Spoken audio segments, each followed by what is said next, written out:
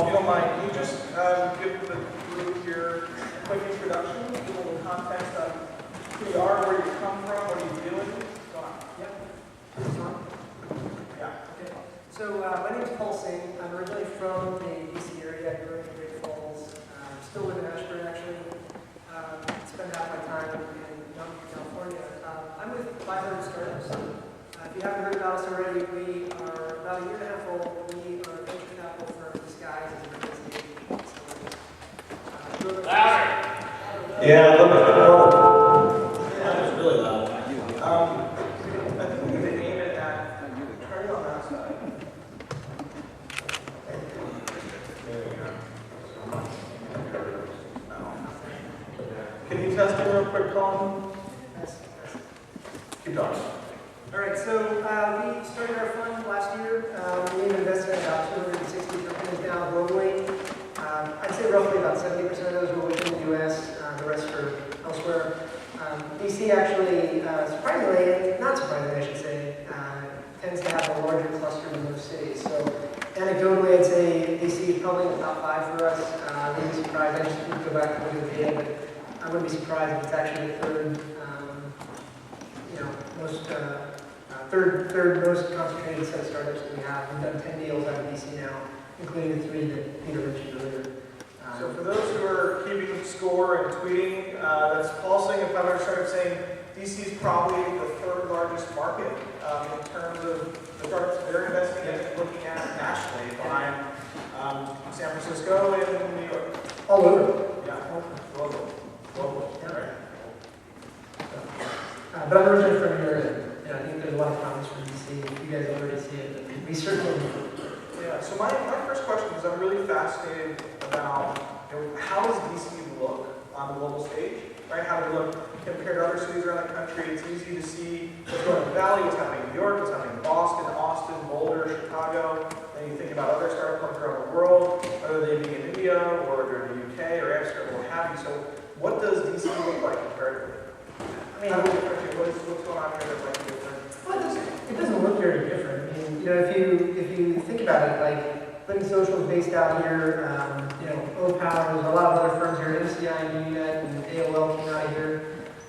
Mark Pincus spent some time here. Sean Parker's from here.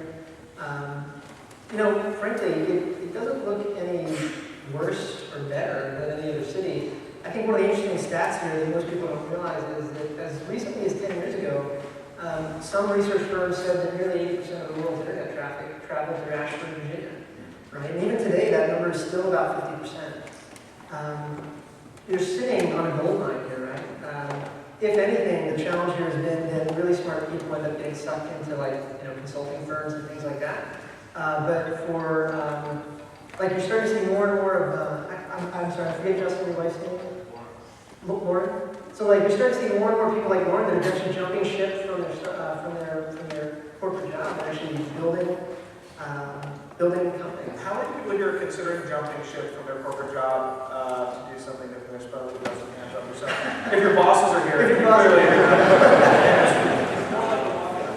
So who has already jumped ship from a corporate game to start something? You've got 100 people that are.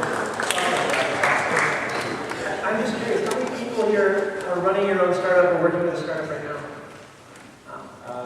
Okay, so in that conflict, DC looks just like it is. It's great. It doesn't look any worse than, this is better actually than Boston, San Antonio, Chicago in some cases, right? This is why we're here.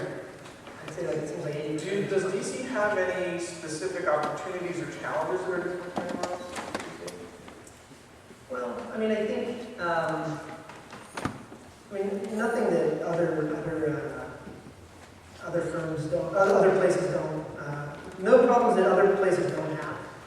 Just to call out, for example, Aaron over at Living Social, I'm more worried about him hiring away the next badass startup. Right? And he's gonna try. Yeah. So watch out for that guy over there. But otherwise, quit your job, start your startup, and come find me. That's fascinating. So, Aaron, how many people are you looking for right now on the tech team at Living Social? How many people are you looking for on the technology team? How many people do you have? All right. What I thought was fascinating, if you guys saw the news recently, Facebook is opening an engineering office in New York, and the quote by Zuckerberg is that we're going to hire as many talented engineers as we can. And obviously that's awesome, and that's interesting, and that's cool to have Facebook have an East Coast presence. And you think about it, like, oh, how many startups are shaking in their boots, right? Like the competition coming in for engineering talent. So that's one of the things that's interesting here in DC, that even though we don't have, you know, a massive engineering group like Facebook with probably 2,000 engineers in there, if Google's 40,000 employees, there's got to be 35,000 engineers. We don't have that kind of competition here. Living Social and the No Power, those guys are probably the most rapacious hirers of tech talent. So maybe that's our opportunity. And I think we've seen, we need to shake people out of those complacent situations. Right. I think like you, at least I think our opinion is that like we can't convince more people to jump ship, but hopefully as more and more people do jump ship and do relatively well, I think there will be others who will follow and say, I can do that too. And I think there's a lot of hope in that. And, you know, it's already starting to happen. Look around you. Give us a sense for 500 startups, investment philosophy on one hand, and then like what you really use as your gut level measure for investments. I know that some investors will know the first two returns, really. And maybe more so, you guys more so than anyone else. How does that look? How should people understand what you guys do and how you do it? It's a very unique model and you guys have been successful. So I think, you know, like, so most venture capitalists will use this term called pattern recognition. By the way, are there any VCs in the crowd here? Okay, so well, I will say, most VCs will they'll have this thing called pattern recognition. Right? What they'll tell you is, if you ask them, how are you finding deals? They'll say, oh, you know, when you see it, you see it. When you see it, you know it, right? And as an engineer, I've been an engineer, I don't know how to rationalize that. So if you dig a little bit deeper, they'll say, well, you know, intuition plus execution will help you, intuition plus experience will help you find these deals.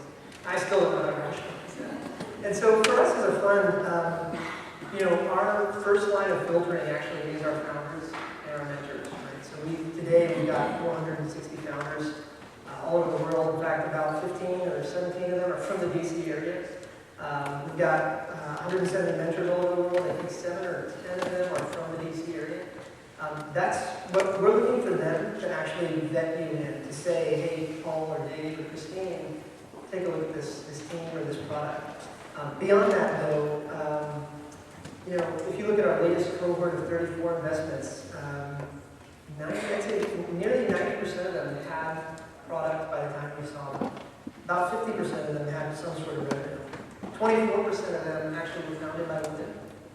44% of them came from overseas, actually. So all of that in a nutshell, if I roll that up into a single line for you, you need to remember as a whole that like VCs, we're terrible at helping you get your idea inch off the ground.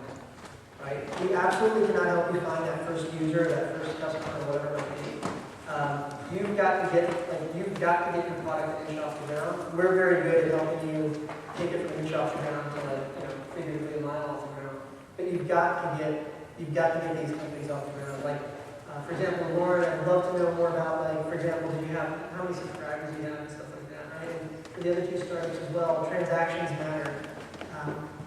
But that's true. I think that's true of all VC today as well. Is that like the quality of deal flow, especially when you look at things like AngelList. If you guys are familiar with that, Angel.co. How many people are on AngelList here?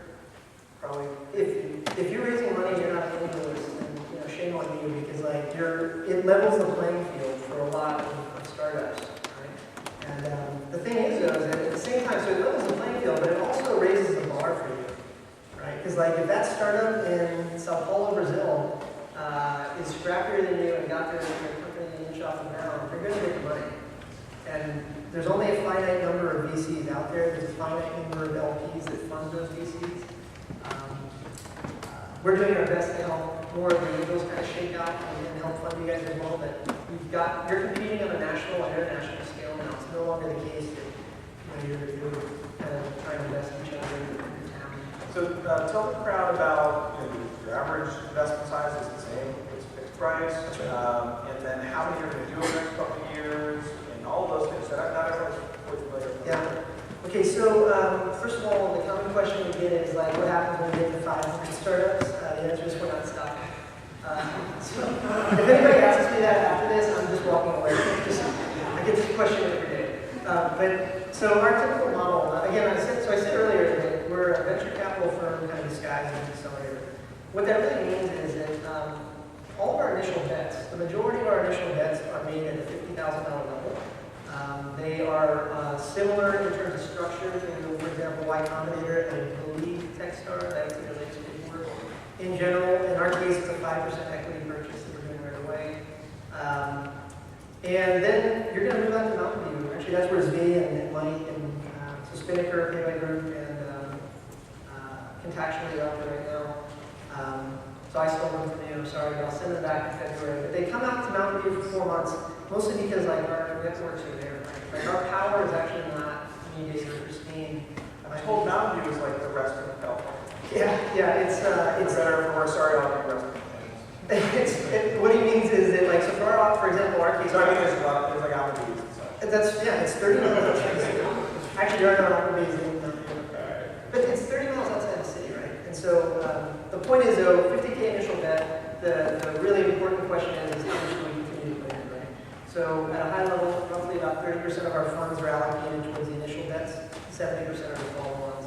So if you're doing well. Well, first of all, if your product's an inch off the ground, I want to talk to you and I want to help fund you. More importantly, as you continue to do better and better, we're going to pile drive into you and we're going to make sure our fans come in too. And so this current accelerator batch will graduate to them in January. It's a very specific word that you're using, which is maybe, I'm wondering if it's a West Coast word that's talking about it, which is bet. And in the kind of East Coast parlance, or especially in DC, you don't hear investors saying these are bets. Right? Maybe they feel like they're not gambling. So tell me what your philosophy is on that. Are these bets? Is it just like putting it on black or 36 on the table? we definitely not doing that. But, you know, like the thing is, though, is that for most of these founders, somebody called me out wrong. Like the fact is, when you start your business, you have no idea what you don't know. In some cases, you're going to pivot because you picked the wrong market, right? Like you might realize that your co-founder sucks. Your wife or your husband's like, hey, startups aren't for me. And because of that, like, to be very clear, we're making bets on people. Like, if any, by the way, here's a pro tip. If any VC ever funds you for your idea, you should probably walk away. Because the minute you hit like a bump in the road, and you decide, if there's even like a thought of walking away from that idea and doing something else, the question becomes, wait a second, I put money into that, like, I want that. And so in this case, we're betting on people. Like, early stage investing really is about betting on people. And we do use the gambling analogy a lot. I don't know if that's common with most VCs, but a bet is a bet, and sometimes it works, sometimes it doesn't. So I want to make sure we get a couple questions from the crowd before we're going. I don't have a monopoly on good questions. So does anyone have a burning question, incredible question? Maybe. How do you find an inch off the ground? How do you find that? How do you find an inch off the ground? Yeah, okay, so the question was, how do you define an inch off the ground? So, you know, certainly it would be nice, like, let's say you got a consumer startup, whatever, certainly it'd be nice, like, I'd be crazy enough to say, hey, find me 50,000 users and use it every day, but the reality is that's sort of unfair. I think, you know, really, like, for us as a whole, we look at 3 things, right? Data, design, and distribution. And on the data side, when we look at, like, the actual, you know, the absolute numbers of these companies, if you're an SMB or an enterprise, it's probably ideal that you have one customer at least, ideally at least one, because it changes the conversation from, is this going to work, to how do we find 1,000 of these? And on the consumer side, let's talk about retention, right? It doesn't matter that you might only have like 100 visitors a day, but if they're spending 15 minutes on the site, okay, let's start talking about how we find 1,000 of those, right?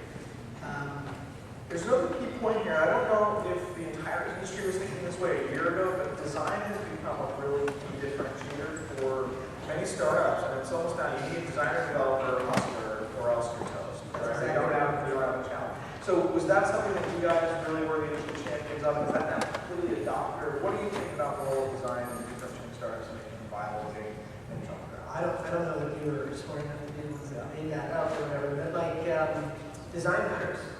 Right? Like, again, remember in the context that you're competing globally now, not just within DC or whatever city you're in. In that context, you've got to have a beautiful product will win every day. Right? It just will. I mean, look at your own research probably. Like, when you go to a particular site, within like 5 seconds, the thing doesn't load, and it doesn't even look good, you're probably going to bounce off.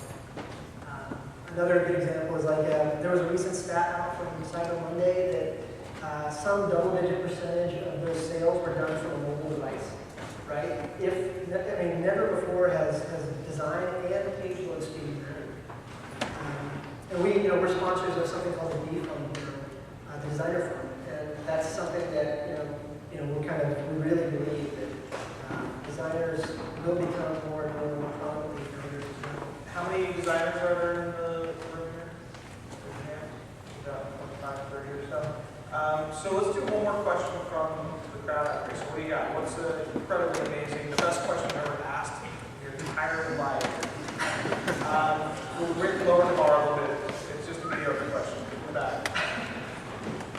I'm Zach Kidd from Sales, though. Paul Graham talks a lot about the necessity of having a co-founder, sort of someone to drink the Kool-Aid before they begin the conversation. How important is that to you? So the question was, if I understand right, is how important is it to have a co-founder? Is that right? Okay, so just anecdotally anyway, so we've funded over 250 companies now. I want to say anecdotally that about 8 of them have had single founders, probably about 6 or 8 of them have had 4 or more founders. In general, for us, having a co-founder is not a requirement, but it certainly helps. It does raise the bar on you, though, right? So, we are specifically looking for the hacker hustle designer in that core team. We don't really care whether it's a one person or across 3 or 5, whatever it might be. I guess what I'm saying is, it doesn't turn us off. We funded companies like that, but it does raise the bar on you. And you're probably making life a little bit harder on yourself, because I think the reality of startups is that one of our portfolio companies actually posted this on our blog yesterday. So if you go to 500.co/blog, Jeff Liu, the founder of Daily Isle, wrote this piece, and he just lays it out there, right? He just basically says, every time I go ask another founder how things are going, they always say great, right? Then when you go to the bar with them, and you're sitting there with a beer, everybody's staring off into infinity and saying, my co-founder fucking sucks. My investor backed out, right? My wife hates me. My husband says I'm not home enough, right? And it's that's the reality of startups. How many people here are co-founders suck? Nobody will tell us. I saw Aaron's hand over Of those 8 solo founders, how successful are they? Are these the superhumans of the world? They're 100% just killing it? Or how does that work? I mean, they're doing okay. I'd say, I think they're doing okay. They're not, in fact, actually, looking back at, the ones we founded anyways, they aren't at any, so first of all, they all hired somebody really quick. Really quick. I don't think that any of them actually brought a co-founder on, but I know that actually, for example, TK from Tao and Tracy from Wedding Lovely and others, they all had made a hire very, very quickly. It was usually an engineering hire real quick to kind of get out of that mud and kind of start to focus on marketing. By the way, if I just give one piece of advice, I would just say, if there's any one kind of trend that we've seen at 500, it's just that generally the tech doesn't matter. Right? Think about that. The tech is important, but it doesn't matter. What really matters is does somebody actually give a shit? Does somebody actually use your site every day? Does somebody actually sign up for your SMB service? Right? That's what matters. And so in the context of your day-to-day startups, I really hope you guys take a moment to step out of the code or out of how all the nitty-gritty and really think about how do you find people there. Because I'll help you find out. How many people here are pre-launch? You're working on something you haven't actually shown potential customers yet. There's got to be 40 or 50 hands of it. Yes. Yeah. Why? Who wants to volunteer? Who wants to be Why? Who wants to be the Can you first take one? action up front? Well, you just launched tonight, so you're going to. Yeah, you're out. Dostock is open. Over here. My name is Ryan Schwartz from Keyboard, and the reason why I specifically launched it is my product isn't ready. Oh, yeah, that's great. Okay. The product's not ready yet. That's why I asked. I guess I was hoping it was something. I hoping he was going to say something like, I just don't want to show it to anybody yet, but that wasn't the case. But who here is building a product that doesn't want to show it to somebody just yet? No, what's the one now? All right, so public shaming. We're going to publicly shame those. Show somebody. Peter Hoffman, founder of LinkedIn, is one of them saying that if you're not embarrassed by your first version, you're going to be too long. And I'll tell you, as a fact, 500 is not fun in stealth companies. You just don't. As a policy honestly, like, there are no stealth companies at 500. We had, in fact, in our internal email list, there was somebody that emailed this thing last week where they were like, some unnamed other startup wants us to help pick their, like, send a survey out, and like, me, Dave, and Christine, like, replied almost instantly at the same time from 3 parts of the planet, and we were like, who the fuck are you? So there's no way, right? Instead of the no spec movement in the design community, there's the no stealth movement in the tech community. That's like that. Go ahead. We're actually doing well on time, so please go ahead with your question. Hey, thanks a lot for coming down here. You guys technology from RI. We actually had a startup, we did this 10 years ago. We have things that are sort of like startups in both in product and service. 2 questions. How much of what you're funding are in service versus product breakout? I'm pretty sure there's no service companies in there. No. And I guess I'm I thought you were getting to an interesting question, which is, have you guys been dealing with anyone that has been spinning out product from pre-existing businesses that are more mature? How do you evaluate that? Well, so a local person, if anyone knows Jared Brown from the Wayfind, when we first met him, so I've known Jared for a while. In fact, I actually met Dave through Jared years ago. But so Jared Brown used to live in College Park. He was running this thing called Step Consulting, this productivity kind of consulting company. A Wayfind team was a product out of that. How many people use a Wayfind in the room? That's probably great product, by the way, and it's a DC company, so you should support it. But, so Jared was running this company as it was a Wayfind with a product that came out of Set Consulting. And what we felt was that like consulting as a whole is hard to scale, and we don't know how to help that. We don't know how to help consulting businesses. And so what we asked him to do is like, we funded him, but kind of on this gentleman's agreement that he would find his way to kind of exit that company. I think in hindsight, it's been a while since we did that one, but in hindsight, I don't know that we were like, hey, you should sell it, you have to sell it. But it was really like, I want to know that this is not your priority, and I want to know that when you wake up, you're thinking about a Wayfind, and when you go to sleep, you're thinking about a Wayfind. How many people are in a service business now that is hoping to go product at some point in your future? There's, that doesn't show. There's like some shame here. It's like, all right. So what else? We have time for more questions. All the way in the back over there. I'll get you next. So, wait. What is your investment horizon and then your exit strategy? Investment horizon and the typical exit are strategy. you a potential LP? Okay. So in general, okay, so investment timeline, we're not stopping. Are you asking at the fund level or broader? Okay, so at the fund level, we sort of anticipate that the initial funding timeline is probably around 2.5 years. Follow-ons will take longer. At the broader scale, we're not stopping. We're rolling.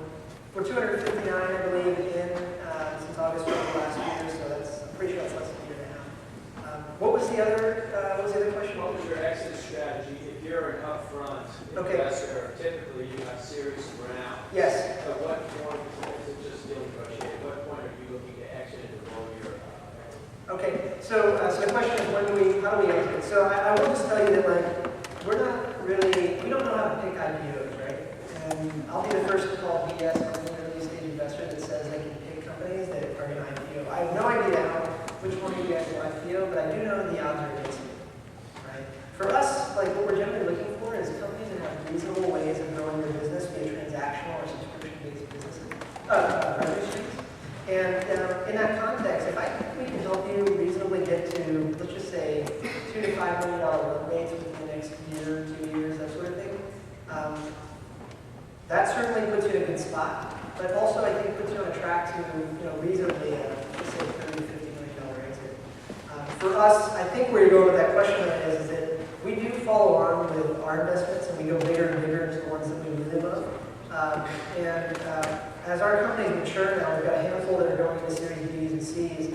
The fundamental question we're asking ourselves is that as a primarily early stage VC fund, super angel, if you will, we can actually reasonably sell half of our position or some percentage of our position in Series B and not negatively signal. So you're happy to sort of wash out by Series B or C, potentially at least half of the equity that you may have? Well, we haven't crossed that bridge yet. So I want to say anecdotally, somewhere between 6 and maybe 8 of our companies have gotten that Series B or beyond with like pre's that could be in the 9 figures. In that case, we're still, in those cases, so far we have not sold a position, but that doesn't mean we in the future.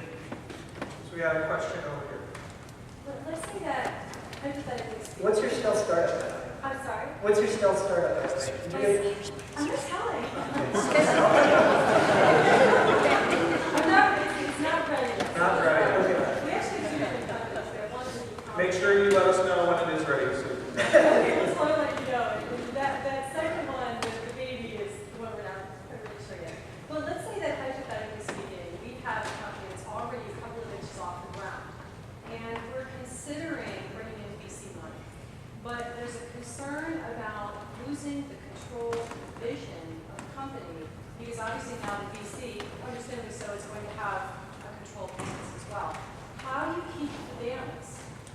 Well, the question is about how do you balance control when you take an investment from venture capital? So I'll say 2 things about that. Number one, Fred Wilson from Union Square Ventures is well known for saying that you should, and I'm probably misquoting slightly here, so look it up.